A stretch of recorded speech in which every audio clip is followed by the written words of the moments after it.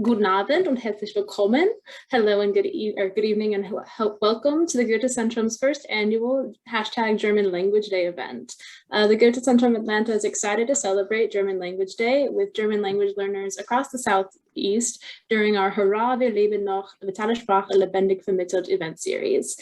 This series aims to provide German language learners and teachers throughout the southeastern United States with a look into the ever-changing German language and a modern image of Germany shaped by globalization, technology, and everyone's favorite COVID-19 pandemic. As the preeminent source, nonprofit source for German language instruction, heritage, and cultural immersion, we are dedicated to promoting the German language across all ages and backgrounds. We started this year in April with a Goethe Student Research Symposium, and we look forward to our future events this fall.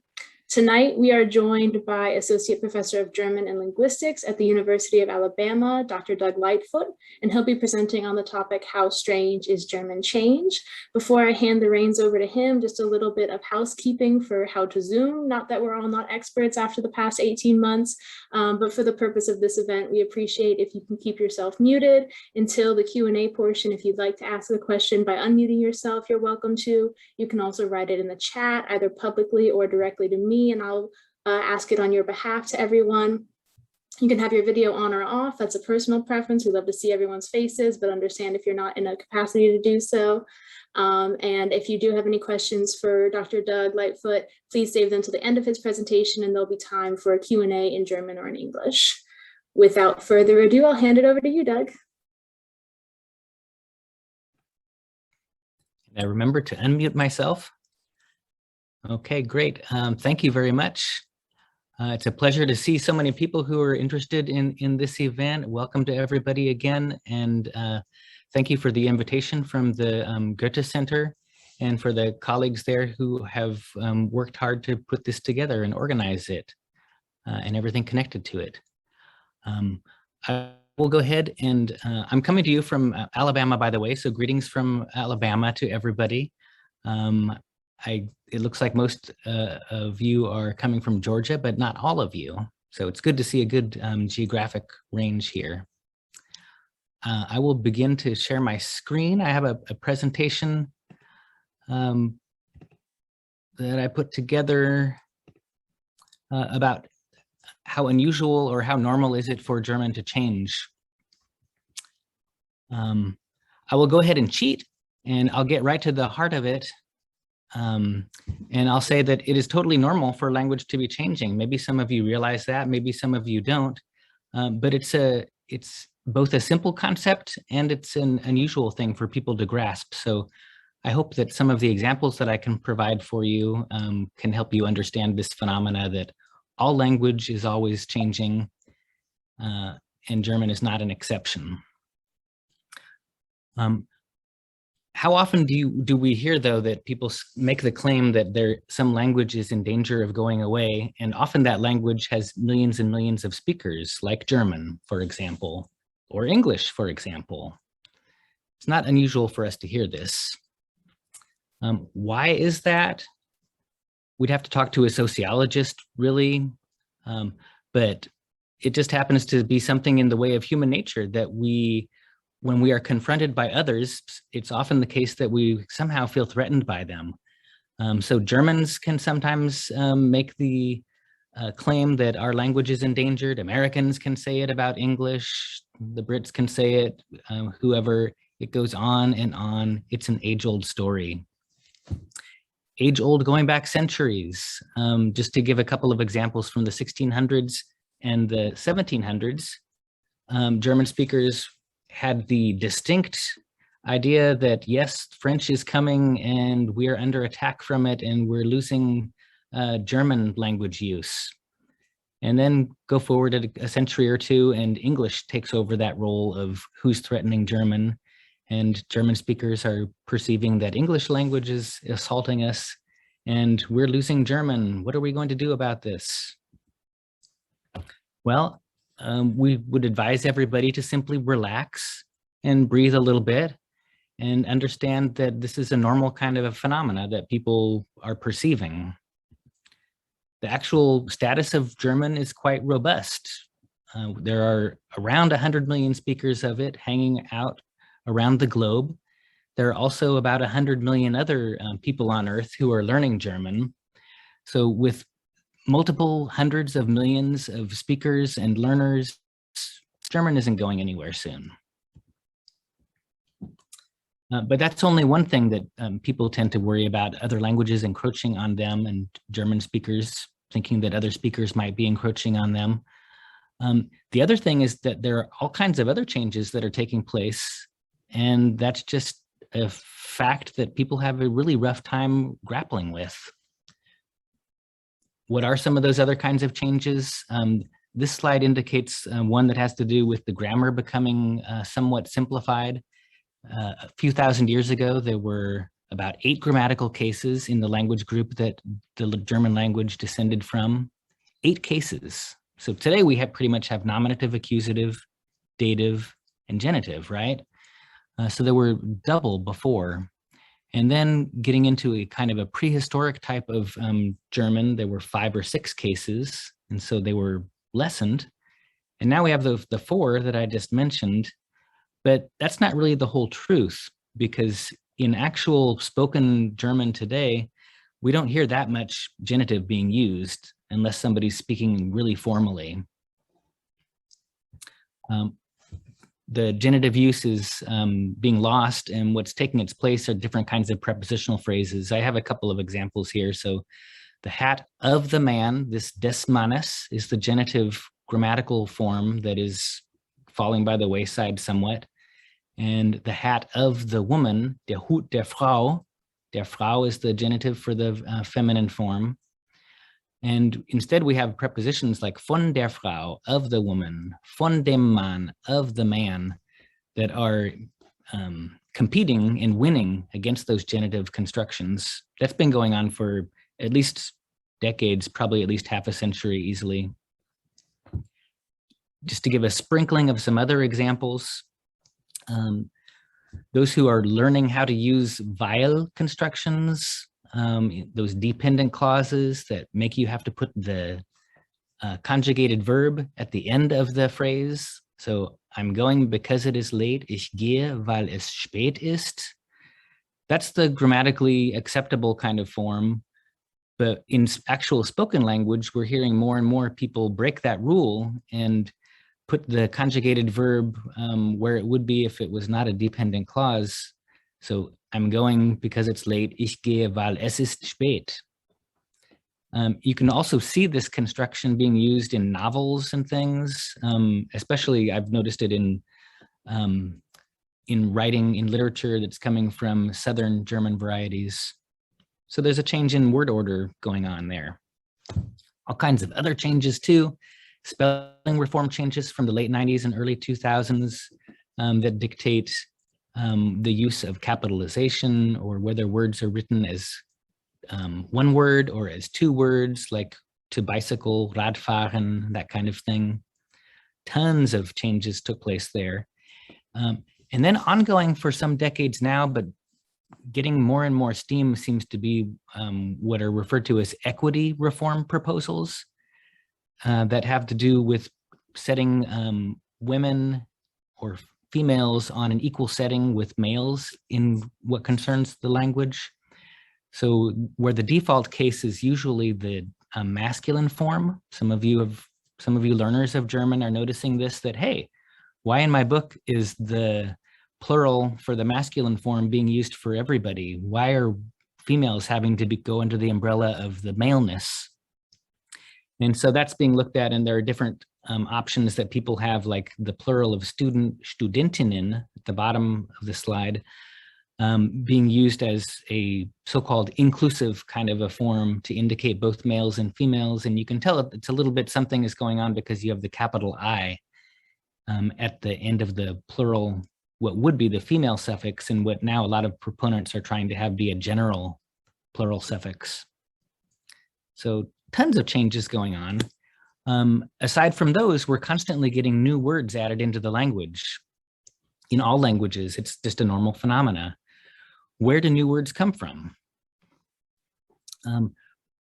Some of them are borrowings, so some of them are coming from outside, like from English or French, or historically from Latin or something like that. Lots of different places. Some are kind of in-house within the German language already, and you just stir up the pieces of the German language to create new forms that way, or you just add new meanings to words that already exist. In any case, when you make new words in a language, that's generally referred to as lexicalization, this long word that has to do with adding things to the lexicon or the vocabulary of a language. If you're wondering how many words there actually are, estimates vary, but typically between 300,000 and 500,000 words in the German language. But a recent computer analysis came up with 17.4 million. So you're asking yourself maybe, why is there such a huge difference in the estimation? The computer analysis was looking for everything possible, even if it was a word that occurred once somewhere. Whereas in your typical dictionary that might have a couple thousand entries or a few hundred thousand entries, they're looking for actual words that are in general use by the general population, as opposed to specialty kinds of words. What we're going to focus on a little bit more in the next few minutes that we have are types of lexicalizations called clippings, blends, and initialisms. All three of these types involve language shortening, and they're kind of fun, and so I figured that it was a good idea to talk about them from that perspective. But I don't want to give you the false notion that language is always being shortened and we get things like contractions, like cannot becoming can't and von dem becoming vom and so on. There are also the opposite kinds of phenomena that occur, but that would be for another talk. So what are clippings? Clippings are word shortenings that usually entail a portion of the word, like a whole syllable, or another part being removed, or multiple parts being removed to create a new word. So der Bus is a good example. Bus is a shortened form from omnibus, which often we find multiple kinds of borrowings going on. Historically, a word may have come from Latin or Greek, and then it went into English or French, and then it might end up in German. It's interesting how these things sort of migrate. But English did a clipping and took off omni and gave us just bus, and then German ended up borrowing bus, but they also have omnibus. So you might find omnibus also acting as a synonym for bus. Auto, of course, comes from automobile from English. So that's just a clipping of the second part of that compound word automobile. And then for comparison, I threw in the Swedish bil here, just to give you an idea of the variety of different kinds of phenomena that can take place, where it's not the second half of mobile, or the second half of the compound mobile, or the first half. It's a portion of the second half of that automobile, that's that bil at the end, which in Swedish and Danish has come to mean car, automobile now. A bit of a laundry list of some other typical examples for high school completion or the diploma: the Abi from Abitur, Akku from Akkumulator, battery. Originally that's coming from Latin. And then we get the shortening of the American word, Amerikaner becoming just Ami, or Amerikanerin becoming Ami. And what's happened here is not only have you just shortened the word, but you've created a whole new grammatical situation where you're using a new plural of just the S to make the plural of Ami. So zwei Amis, two Americans, zwei Amis. Photo from Fotografie, Limo from Limonade, Labor, Lok for Lokomotive, Krimi. Probably most of you are familiar with that from a criminal story, crime thriller.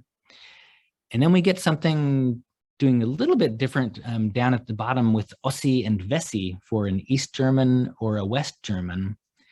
We have the removal of the T in the West word and the removal of the T in the East word, and it's just turned into that Ossi Wessi form with that E suffix on the end. So getting a little bit more creative as opposed to just cutting off part of the word. And uni is another typical example.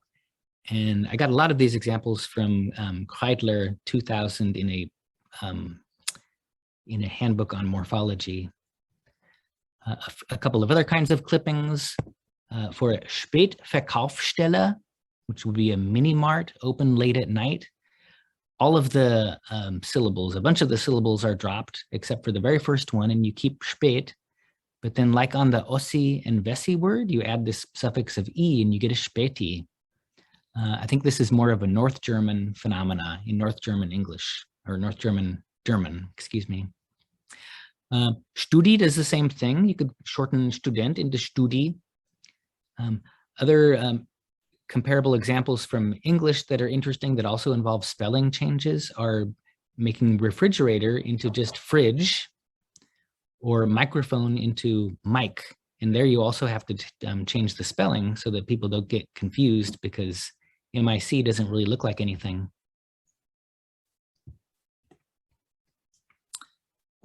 And then we have some, the second kind of change that I was going to talk about, blends. Blends are taking a part of multiple areas of some word. So a word or a word part is combined with another word or a word part. So oma or opa are coming from what in the 19th century was the full construction Großmama or Großpapa. And I left in black font where that oma is in there, if that's not readily noticeable for folks. I think most of these are.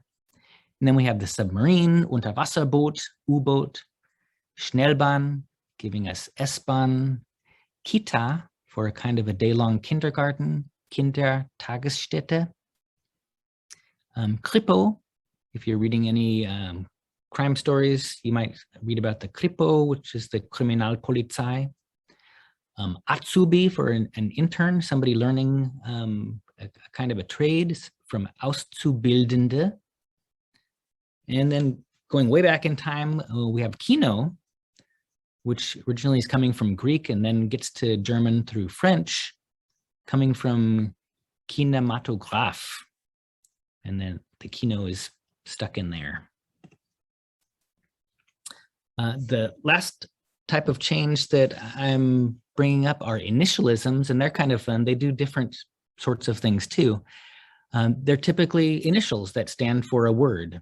So that's readily understood, except sometimes we recognize what the initials stand for and we keep using them and speaking them as initials. Sometimes we aren't sure and they become more of a word, but we might have a feeling that, yeah, these are initials, but it's a word now, and maybe or maybe not, I remember or know where it came from. Then sometimes you just don't know, and it's completely dark in the past, and you just think, oh, well, laser is certainly a German word, Laser or Laser, but it's coming from English light amplification by stimulated emission of radiation. And then for French fans out there, Chandler Bing had his, the WENUS that was talked about, which was the weekly estimated net usage systems.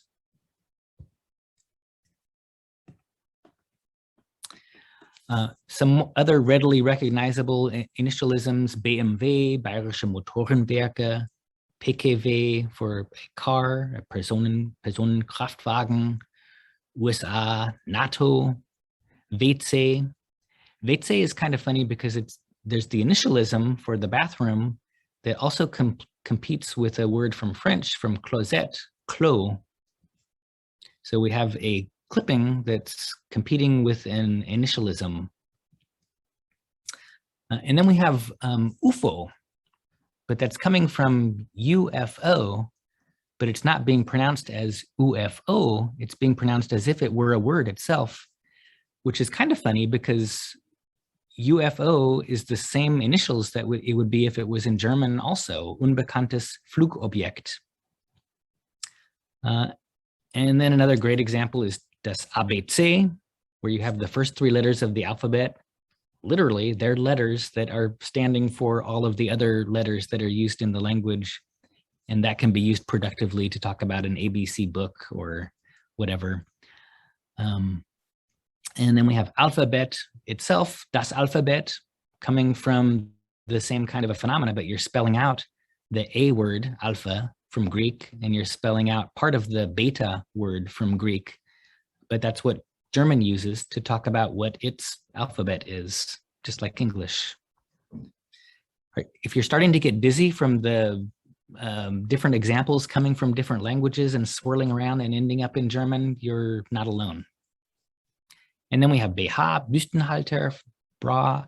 So the initialism in German is standing next to the clipping used in English, bras coming from brasier, from French. And just a couple more examples, finishing up. AIDS being used as if it were a word by itself, but it's helped by also looking like a word, like to aid somebody. So das AIDS, der AIDS test. Another comparable good example from English is ASAP, because that's also pronounced as if it were a word instead of as soon as possible. So I'll see you as soon as possible. And then we have KO coming from English into German, which is interesting because it's usually a noun in English, but it's being used often in German. Ich bin KO, like I am tired, I am very tired, I am exhausted, that kind of usage. So those are my examples. I hope you've been able to recognize that there's a massive amount of productivity that's going on in the German language today to be creating and recreating new words and new terms. And it's not slowing down, and German is not going anywhere, but it is keeping on changing, and that's normal and good. Thank you very much. Thank you so much, Doug. Are there any questions? You can, again, either unmute yourself and ask Doug directly if you'd like to raise your hand first and be called on, or you can write them in the chat either to everybody or directly to me if you prefer, and I'll read it aloud for you.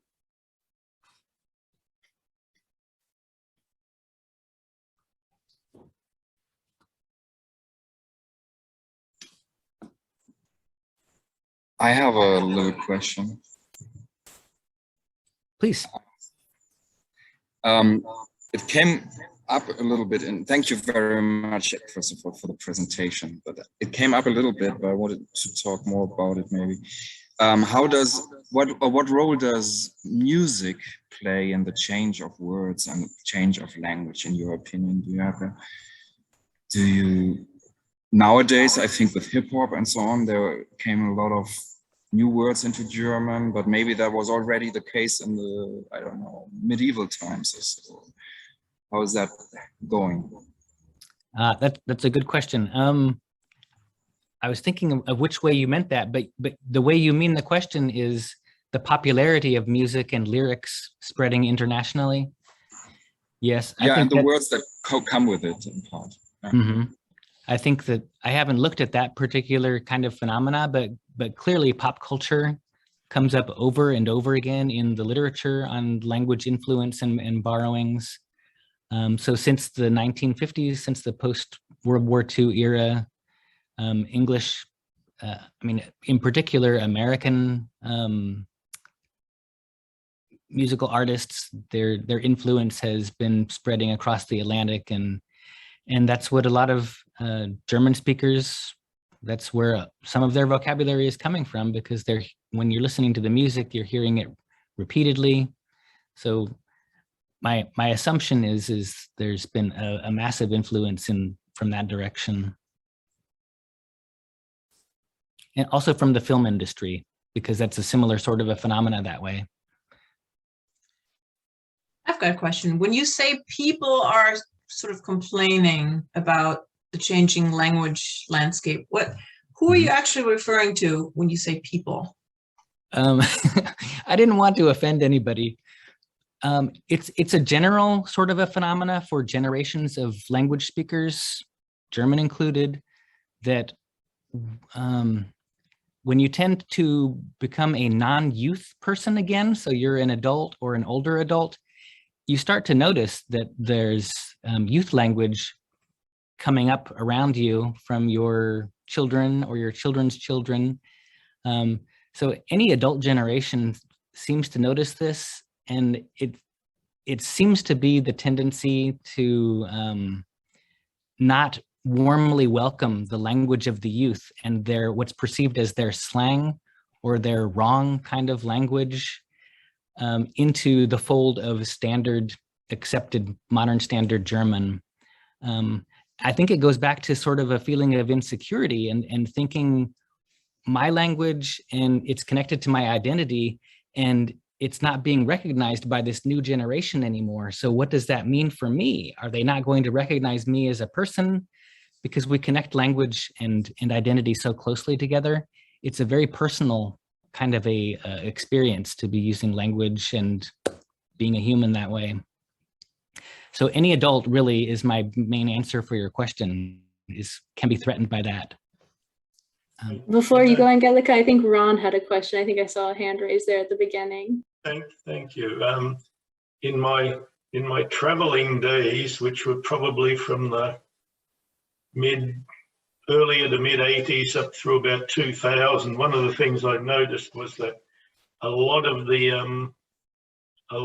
things come from new technology, and Germans were very protective of the German language, much more so than, say, the Austrians, where, you know, the Germans would use Fernsehen and Fernsprecher, whereas the Austrians had no problem calling it a telephone or a TV, say, wer TV anschauen. And so they were the Austrians were much more casual about adopting English names, English words for technological stuff, whereas the Germans tried to maintain German. And I always used to say they would describe the object and then take out all the spaces, which is where the long words would come from. So your personal experience is reflective of what people talk about in the literature about Austrian German and also Swiss German, being more open to internationalisms and not as protective as German German is. Very much so, I've noticed. Good point. Angelica, if you want to go ahead, and there's a couple in the chat I'll read after you're done. Yes, just one question about advice for the teachers who are on this call. What's better, teaching the correct German of the old people or pick young people in the classroom? I missed the second part. Focus on the correct German of the old people or focus on the new German of the young people when you teach German in class? I think the responsible thing to do is to have an amount of attention to both, because we need to have an understanding, or the learners need to have an understanding of what the standard language is, because they're going to be confronted by that, and that's what is most understood over a larger area. But it also needs to be understood that when people speak, that can be reflective of their age, it can be reflective of their region where they're coming from. And so at least some examples so that people have an awareness of that is what's fair and appropriate. Otherwise, if you don't teach how people are actually speaking with regard to their region or their age or something like that, you end up sending your learners, if you're a teacher, your learners go over there and they land in Frankfurt or wherever, and suddenly they are confronted by real speakers of German who are using the language in a way that they're totally unprepared for. So there's no 100% preparation, but you need to at least raise awareness.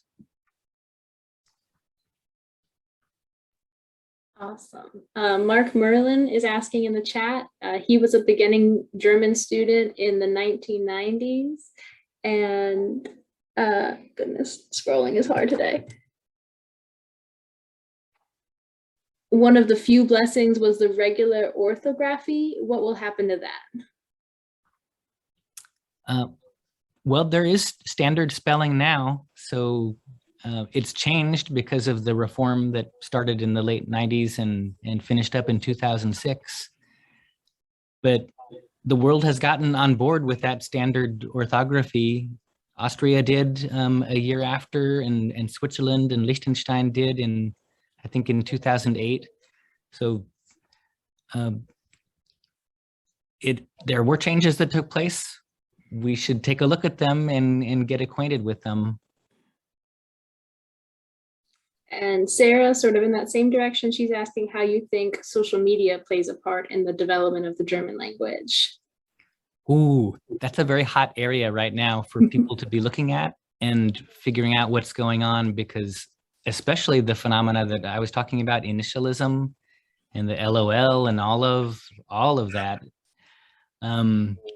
That's a hot area right now for people to look at and see how you have this funny merging of spoken language and written language in this funny hybrid that we technologically haven't really had any experience with in humanity and in history until now.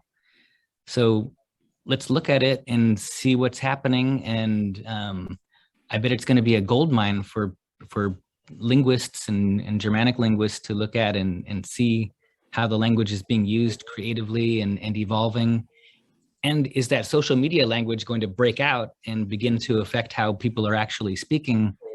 It is already. You hear people in English, for example, saying LOL. They got that from somewhere, right? Can I ask another question, or it's kind of a follow-up question? Yeah. Or is there somebody in front of me? I don't want to monopolize the conversation. So I was waiting for you to say something about the Gendersternchen, and you didn't. Mm-hmm. So I noticed you used the Binnen-I, which is the inclusive language that I grew up with in the 80s. And Mm-hmm. I'm looking for Oliver to nod, and he's nodding. So thank you, Oliver. So is there how do I do this not in a confrontational manner? Is there a particular reason that you left that out? Because that to me seems to be a hot button topic right now. Yes, I left it out because it was one of the kind of laundry list of types of examples of other changes going on. And just because there's not enough time to have gone into it if I was going to talk about focus on what I was focusing on. I see. Okay. But all right. Thank you very much. It is. Yeah, I noticed just a short time ago, I think it was just a couple months ago, there was an article in the Spiegel that was dealing directly with this topic. There's a colleague in Göttingen who is sort of a pioneer in this area. Her name is not coming to me right now, unfortunately, but this is getting into pop culture and into the mainstream of people's awareness. So it's an interesting phenomena, seeking that Gleichberechtigung, the sort of the language equity. Yes. So that everybody has a sense. Yeah, it's a huge topic because it's something else that seeps in that to my mind has very little to do with language and a lot more to do with some of the topics that we're all discussing that are being hotly debated, such as social justice, equality of opportunity versus equality of outcome, and so forth. And I see a lot of that discussion, debate, if you will, reflected in how German is changing. Mm-hmm. So I'm always curious to hear about that. So I don't know if you want to pick that up or. It's well, I'll just briefly comment that that's sort of an age-old question of, is the language use impacting the reality of how people are treating each other, or is it how people are treating each other, which is just reflected in the language use? And it's very complicated and difficult to say that it's just one direction or the other. But the European Union has come to the conclusion that, yes, how we use language is affecting how we treat one another. And so that's why we're going to be using inclusive language in our bureaucratic documentation to make a start at the top, and hopefully that will trickle down to the rest of society as an example. Okay, I have another follow-up question. Is that, do you agree that can work? Is that because imposing something from above versus something organically growing from below, those are two very different, you know, approaches. Or I think both need to happen for real useful change that's equitable for everybody to take place. It looks like there are studies, if you show little kids language examples that have a bias towards males or females, it looks like little kids are picking up on that, and they're making assumptions that, yes, the man does this and the woman does that. So it's not my field of specialization, but looking from the outside, it seems like there is something there. There's a question in the chat that we brushed over, but I want to make sure it gets spoken to, is if, in your opinion, the genitive will eventually just die off, from Brent? Will it just die off? I really need a crystal ball. Practically, almost. I need to hedge my answer a little bit. In written writing, which tends to be very formal and more conservative and retentive, we find these older structures. Like we still say today, nach Hause and zu Hause. Ich bin zu Hause, ich gehe nach Hause, right? Why is that E on the end of there? The word is das Haus, and it's not the plural form or anything. That's there because the writing is archaic and it's showing an old case ending. So genitive is probably going to hold on for a long time, but in people's spoken usage, it's probably going to approximate almost zero for a lot of speakers in everyday use. Right, and we sort of already touched on this with Angelica's question, but I want to make sure Jana also gets talked to. So she asks how you think changing German impacts those learning it, especially when what we learn may not reflect those changes. Let's see. Well, it makes it complicated, and it reminds us that the world is just not all black and white, to see that there's something 100% correct and something 100% incorrect. So in that respect, I think it's a good reminder when we see all this kind of variation in language. It helps us to become a critical thinker and recognize that there are different perspectives and different sorts of ways that people view the world and speak about the world. Does that sort of answer the question, I think? I think it does. Hopefully Jana will speak up if it doesn't. Yes, she says thank you. Are there any final questions before we close the floor for questions? Yes, I had a question. I don't know if you can hear me. Yep, go ahead, David. Yeah. One of the things that's quite clear is that, 100 years ago, most Germans in Germany didn't know much English, but now English is so common and so commonly used that we watch Deutsche Welle all the time in German, and it's sprinkled with English words all the time. So I was just curious to ask the expert the question, to what extent do you think this accelerates the change of the language, of the German language, that there's so much English being spoken and in universities and dissertations are in English, et cetera, et cetera? That's a great question. I don't think that we know very much about accelerating language change because of accelerating borrowing going on. So it's an area that we have to look at, but it invites people to have a backlash and to want to be protectionist and not allow so many changes. So there are all different kinds of competing forces at play there. So I don't really have a definitive answer, except that it looks like because our media and the world is moving at a faster pace, my guess would be that language change is going to be occurring at a faster pace also. All right, thank you very much, Doug. I think it was a great conversation. I learned a lot myself about the changes going on in German, and I look forward to keeping up with you and seeing what else happens to the German language. Before we go into Kahoot, if you haven't already downloaded the app, make sure that you go ahead and go to your app store now if you want to play along with the interactive game. And while you're downloading, our Executive Director, Oliver, would like to say a few words as well. Okay, ja, hallo. Ich hoffe, ihr hört mich alle. Hier ist Oliver Gorf. Ich bin der Direktor vom Goethe-Zentrum. Ich möchte euch auch alle willkommen heißen. Vielen Dank, Dr. Lightfoot, für diesen Vortrag und auch für die vielen Fragen und Antworten darauf. Super. Ich habe auch was gelernt. Und ich war froh, dass ich das Wort Späti einmal wieder gehört habe. Ich komme aus Hamburg, also wir benutzen das.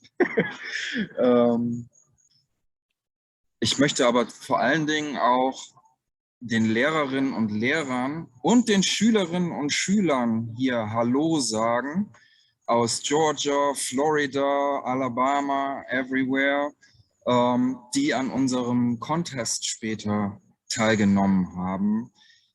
Ich hoffe, es geht euch allen gut, ihr seid gesund, ihr seid die Helden der Corona-Pandemie, denn ihr musstet ganz viel umstellen und bravo an Lehrerinnen und Schülerinnen. Und ich sage diese beiden Wörter mit Gender-Sternchen. Ich möchte außerdem einmal gerne alle sehen, speziell unsere jungen Zuhörerinnen und Zuhörer. Könnt ihr einmal kurz eure Kamera anmachen und Hallo winken? Dann dürft ihr wieder in eure Anonymität. So, ich sage das noch einmal eines auf Englisch. Thank you, Dr. Lightfoot, for your presentation and also for your answers, and the audience really for your questions. I want to especially welcome the teachers and students that participated in the contest that we will give the awards for later on. You're all great. You made a lot of efforts to get through the pandemic, and I hope you're all safe and sane. And if you have a chance to open up your camera for 1 second and we just say hi to each other, that would be awesome. Hello. Willkommen. And I also invite all of you to the 23rd, our German Heritage Cemetery tour at the Oakland Cemetery. And on the 25th, that's a Saturday, to a climate crisis. Barbara Dombrowski photographies meet the Sixth Symphony of Beethoven. Great you're here, and now you go on, Cassidy. And thank you to you too for doing all of this.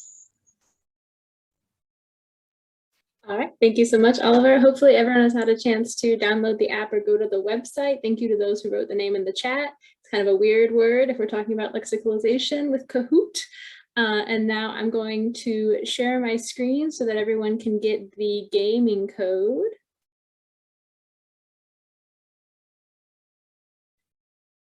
And you'll all get to hear the beautiful waiting music.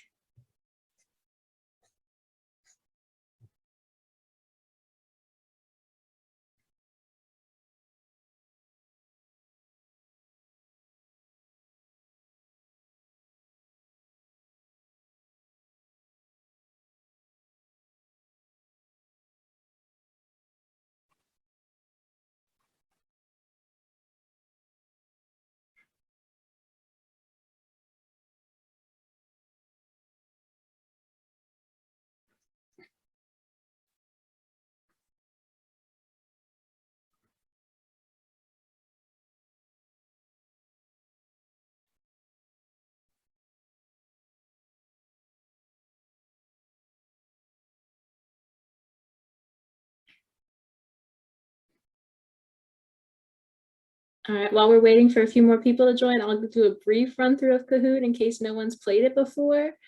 Basically, you'll see the questions on my screen and I'll read them aloud. And each question will have 4 answers, which correspond to like a color and a shape. And that's what you'll see on your website or your device, is those 4 options as a color or a shape.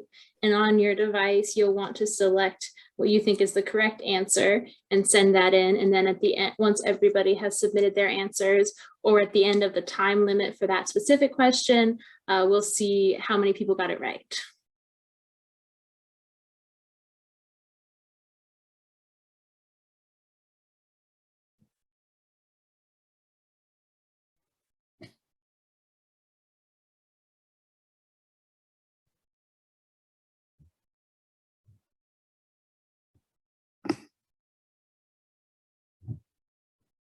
Okay. Is anybody else joining still or wanting to join still that we should wait for, or are we good to go?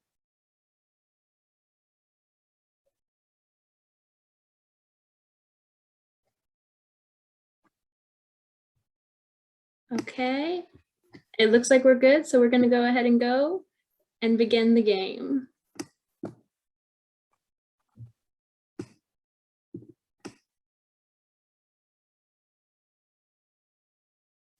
All right, so since the meat specialty Leberkäse does not have liver or cheese, where might the name originate from?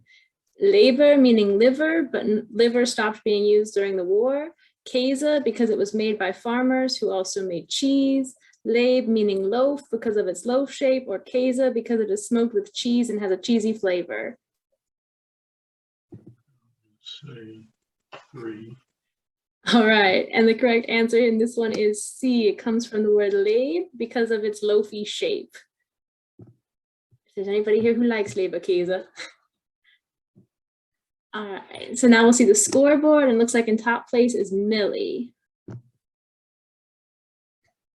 And our next question, from which language does the word Kaiser in German originate? Latin, French, Russian, or Spanish? Oh, that was much faster for everybody.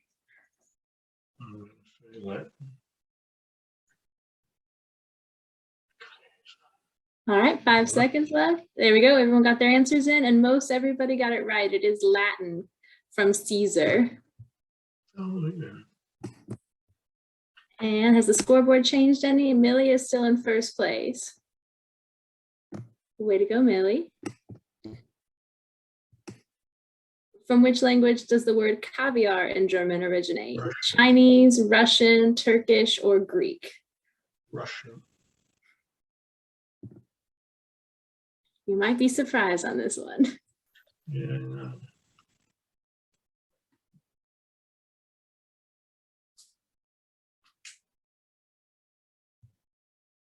It is Turkish. Even though caviar is really popular in Russia, the way that Germans say it actually comes from a Turkish word.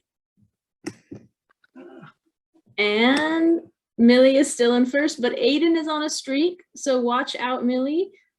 That means just that Aiden has gotten a lot of answers right in a row, 3 correct in a row to be exact. The word Maskentrottel was coined during the COVID-19 pandemic. What does it mean? The various sizes and types of masks available, someone who matches their mask to every outfit, all of the waste created by one-time use masks, or someone who wears their mask under their nose. Somebody has their mask under their nose.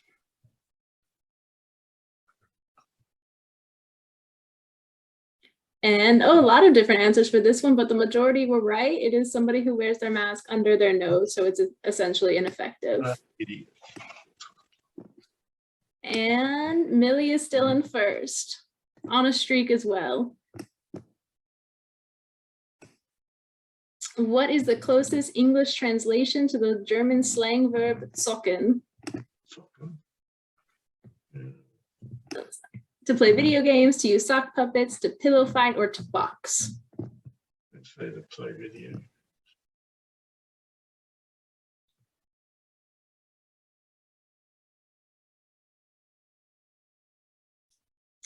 All right, a few people got this one right. It is to play video games.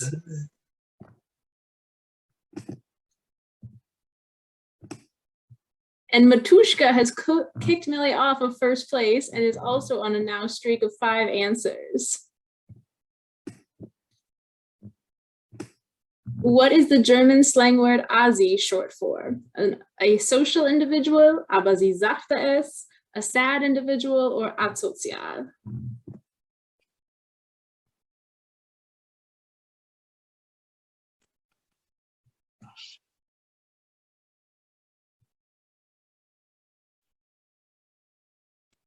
Most everyone got this one right. It is asozial.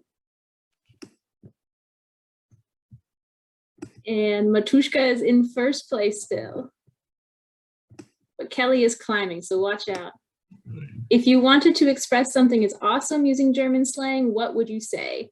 Das ist fantastisch, das ist der Hammer, das ist sehr cool, oder das ist großartig? Großartig is German, but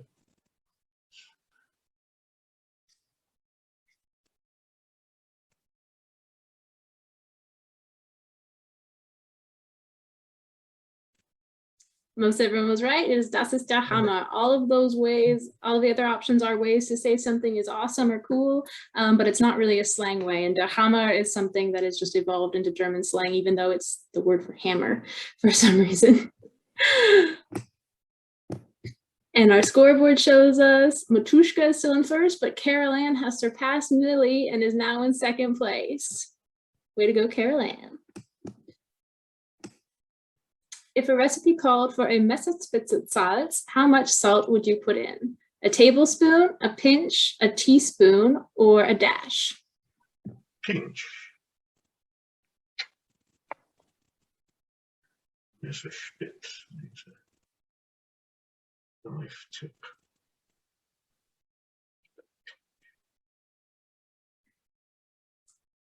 And most of you guys got it right. It is a pinch of salt. A Messerspitze is like a tip of the knife.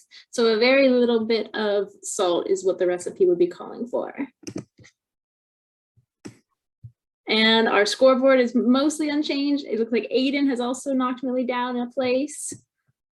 But we still have Matushka in first with the highest answer streak with 8 answers correctly answered in a row. If a German city starts with the word Bad, what can you usually find there? Bathhouses for weary travelers, a mineral or hot spring, bad people, or a large swimming pool? Mineral bath.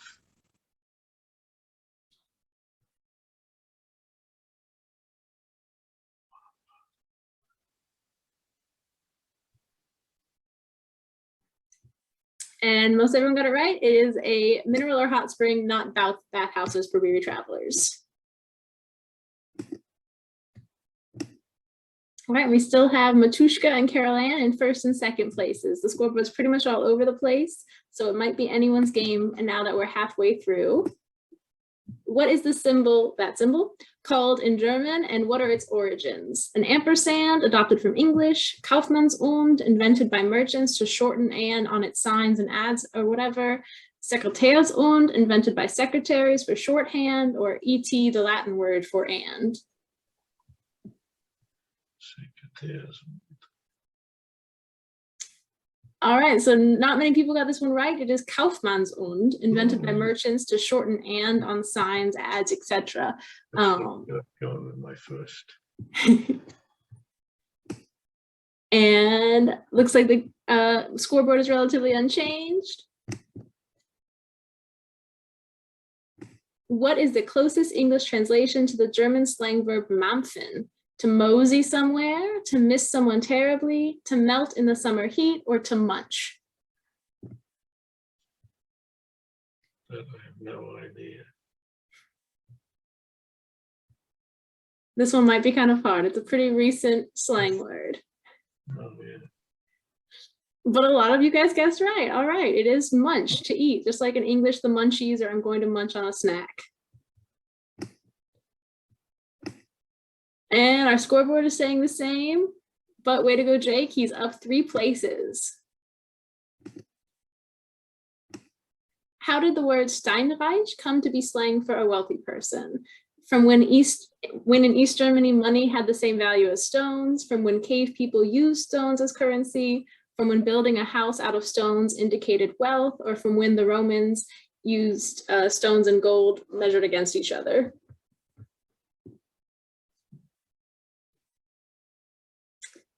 Good job, everybody. It is from when building a house out of stones indicated that you were very wealthy.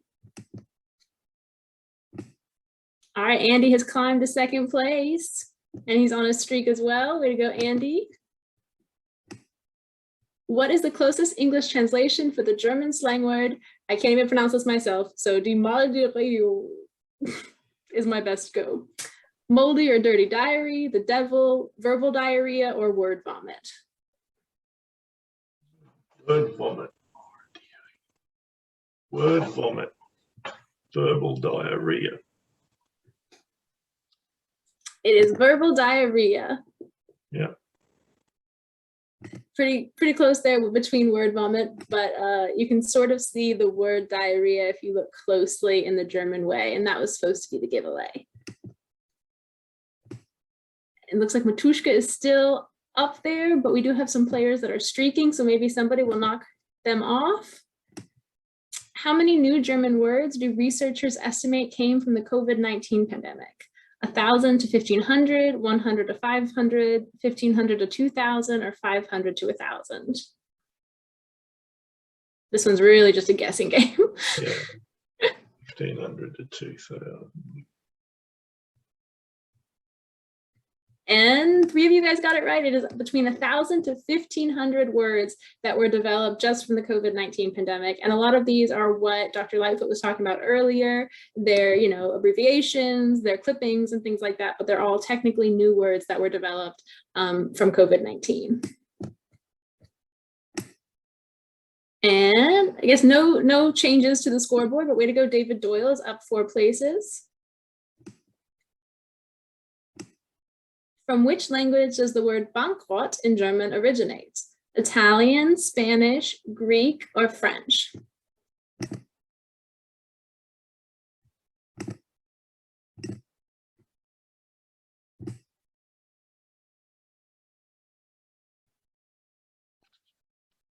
And a few of you guys got it right, and majority, 7 people got Italian right. A few changes to the lower levels of the board, but somebody still needs to kick Matushka out of first place. Schaufle is a traditional dish from the south of Germany. What does the word Schaufle actually mean? A small shovel as the dish is made with the pig's shoulder meat, a small ear as the dish is made with pig's ears, a small foot as the dish is made with pig's feet, or a small bowl as the dish is usually served in small bowls.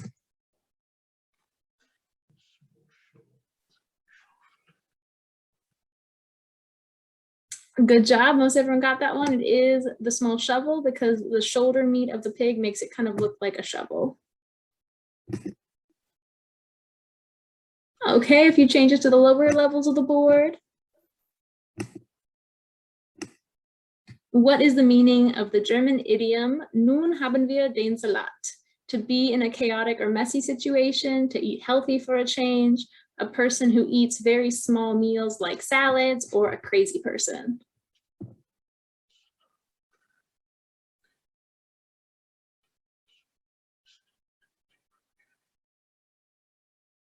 All right, most everyone got it, good job. It is to be in a messy or chaotic situation. The direct translation is here we have the salad, but the meaning behind the words is actually to be in this chaotic or messy situation.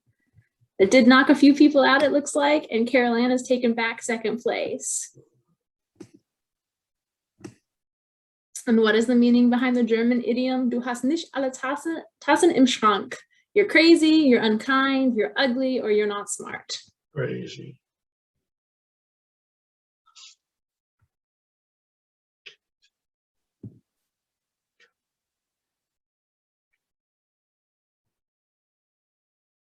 Yep, it is you're crazy. You do not have all of the cups in your cabinet. No cups, yeah. Yeah, cups. And not much change. So we'll keep going with the last couple of questions. What is the English equivalent to the German idiom, ich drück dir die Daumen?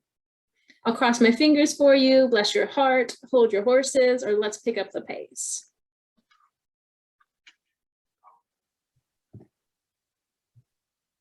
Hold your horse.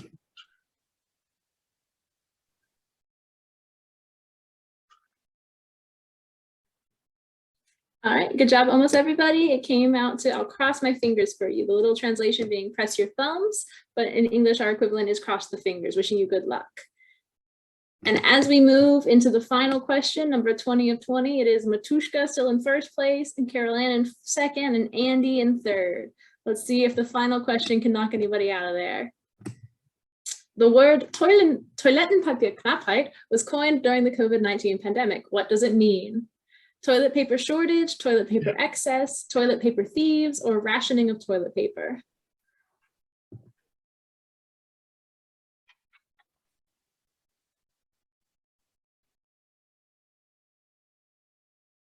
Knappheit, shortage. Yes, it was the toilet paper shortage that we all personally experienced. And the final podium standings are Andy in third, Carol Ann in second, And Matushka in first. Thank you, everybody, for playing and for having such a good time with it. I hope you got a little bit more new words in addition to the wonderful words that we learned from Dr. Lightfoot earlier.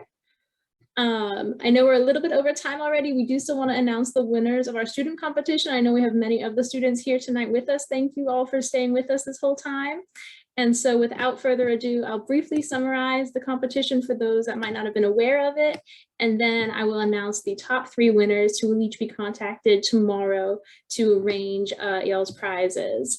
So our German Language Day student competition this year focused on students creating a video tracing the etymology of a word, either a word from a different language that's been adopted into German or a German word that's been adopted into English. And they only had up to 60 seconds to trace this etymology. They had to be creative in their video, they had to be creative in their word choice, and they had to also use reputable sources and cite them in their video. And based on these 3 criteria, we have selected the top 3 winners, and I'm going to play each of their videos for you. If you'll bear with me, I'm going to play each of them individually, starting from 3rd place to 1st place.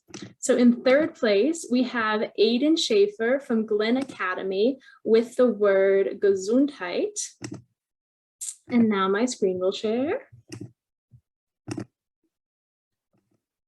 And everyone will get to watch Aiden's lovely video.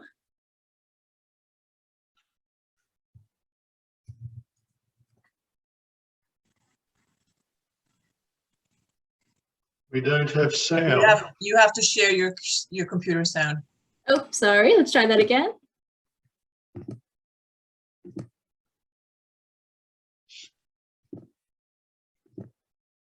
All right. From the beginning, thank you, everyone. Hello, my name is Aiden Schaefer, and the German word used in the English language that I chose to study was Gesundheit. Let's begin with dividing it into 2 words, gesund and heit. Starting with gesund, the online etymology dictionary, a database compiled by sociologist Doug Harper, the word gesund has origins from gesund, which comes from Old High German meaning health. Next is heit. The Cambridge Dictionary translates the German suffix heit into the English suffix ness.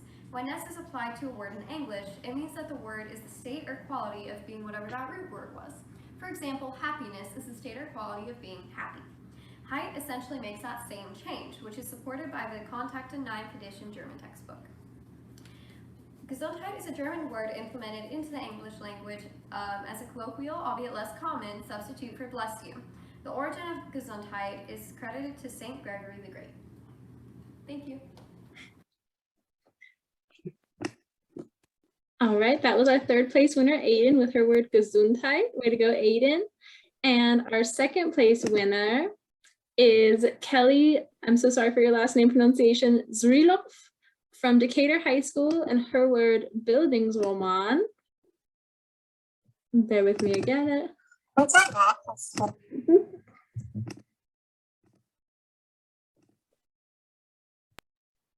right. Bildungsroman.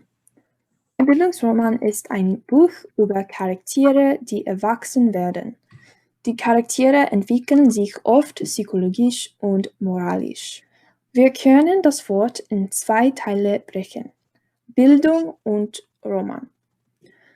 Das deutsche Wort Bildung ist schwer ins Englisch zu übersetzen, aber die nächste Übersetzung ist Education. Bildung ist verbunden mit dem Verb bilden, was bedeutet schaffen oder formen, und auch das Substantiv Bild. In Bildungsromanbüchern bilden sich die Charaktere von ihnen. Auf Englisch Roman heißt Novel und es hat französischen Einfluss mit dem Begriff Roman à clef.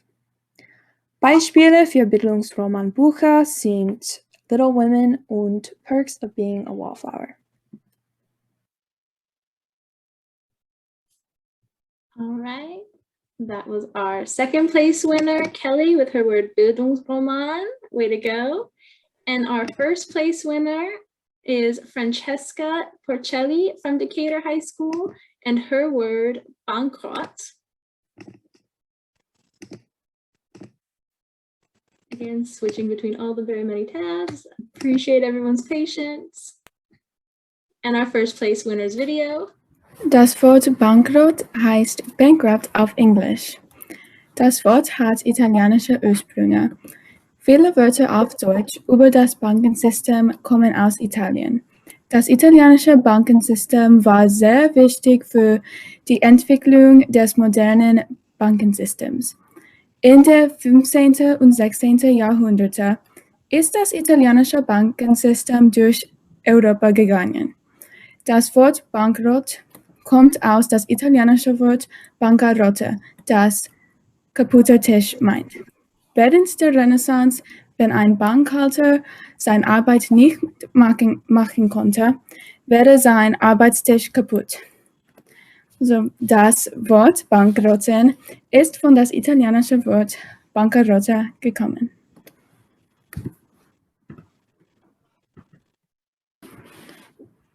Das Wort.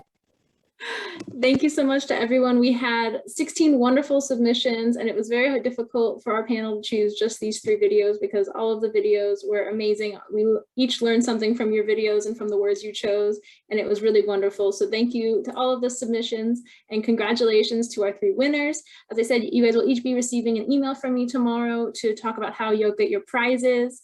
We really, really appreciate your participation in our student competition. Yes, round of applause for everyone. And with that, if there's nothing else for anybody, I really appreciate everybody being here tonight. Thank you for staying a little bit later. Sorry that we went over. Thank you to Doug Lightfoot nochmals for a wonderful presentation and teaching us so much about etymology and strange German change we're experiencing in our lifetimes. I hope everybody has a great rest of your night. We'll see you, if you're local to Atlanta, hopefully on September 23rd at the German Heritage Tour at Oakland Cemetery, and on September 25th in Palmetto, Georgia for the Tropic Ice and Beethoven's Pastoral digital photo exhibition. And have a wonderful night. Tschüss, schönen Abend. Danke, tschüss. Danke.